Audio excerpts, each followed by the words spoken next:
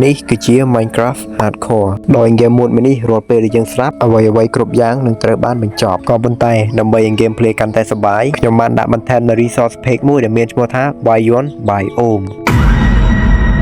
ដោយ resource pack មួយនេះគឺបានបន្ថែមនៅ biome ស្អាតៗជាច្រើនក៏ប៉ុន្តែក៏លាយឡំជាមួយនឹងសត្វកាយសាហាវមកជាមួយផងដែរ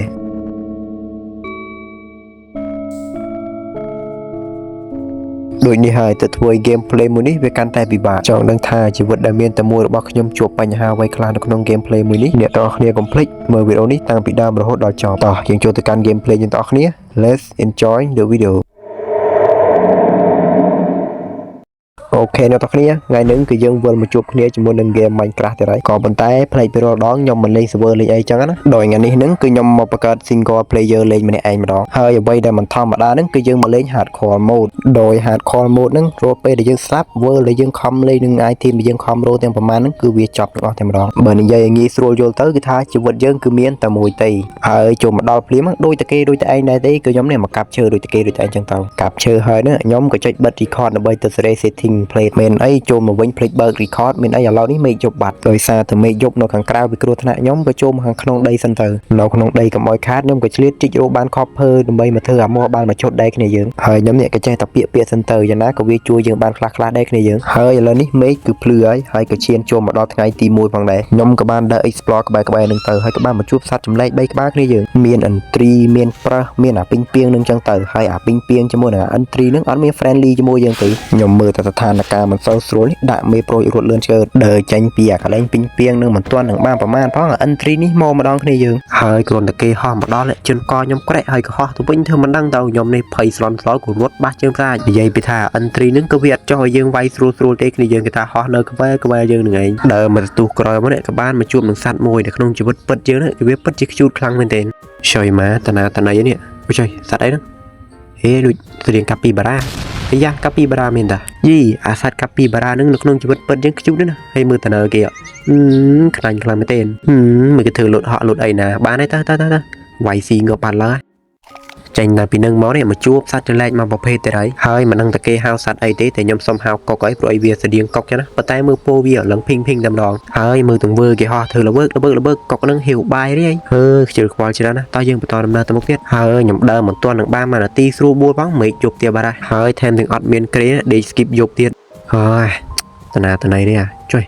វ៉ាឆ្អឹងនេះច្រើនមែនជុំស្ថានភាពដូចមិនសូវស្រួលទេមានអាប្រើក្បាច់ចាស់ទៀតណាជីកដីទៅនៅខាងក្រោមដីទៀតហ្មងតិចច្រឡំជីក creeper ធ្លាក់ចូលជាមួយអីអំបិលហ្មងនេះបន្ទាប់ពីនឹងមកនេះខ្ញុំក៏ប្រើអាក្បាច់ចាស់នឹងទៅហើយឲ្យតែមេឃយប់នឹងគេថាអត់មានក្រេដេកគេថាជីកមកខាងក្រោមដីនឹងទៅហើយធ្វើយ៉ាងម៉េចនេះឲ្យតែបានរស់ចឹងណាហើយបើជ្រុលជាងាប់យើងមិនអាច spawn មកលេងវិញសារដើមបានទេគ្នាយើង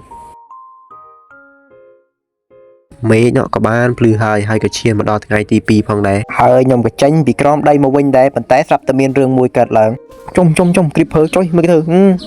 អូប៊ីងាប់ខ្ញុំយ៉ាតប៉ែម៉េះប៊ីងាប់តាំងពីថ្ងៃទី2មើលនេះសជាមួយប៊ីងាប់ស្នាងនេះបានគុណអោ copper ជួយកុំអីអេតេតាំងពីថ្ងៃទី2បាត់ហើយមិញនេះស្នាងដែរគ្នាយើងហើយផ្ទុះសល់ជាមួយប៊ីងាប់អីណាតែមិនជាថ្មីទេគ្នាយើងបន្តដំណើរទៅមុខទៀតចុំសត្វអីផ្លេទៅដែរស្តៀងរ៉ាខូនទៅមើលតិចមើលចុំសត្វនេះខ្ជូតមែន